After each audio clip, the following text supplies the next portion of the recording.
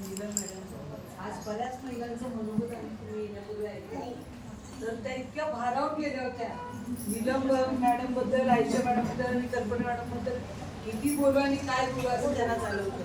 खरंच कौतुक वाटलं, कारण माझ्या भागातील एरियातल्या महिलांसाठी काहीतरी चांगलं उभं करण्याचा प्रयत्न त्यांनी स्वयंप्रेरणेने उभं राहावं, स्वतःच्या पायावर उभं राहणं, स्वावलंबी व्हावं यासाठी त्या धडपड करतायत.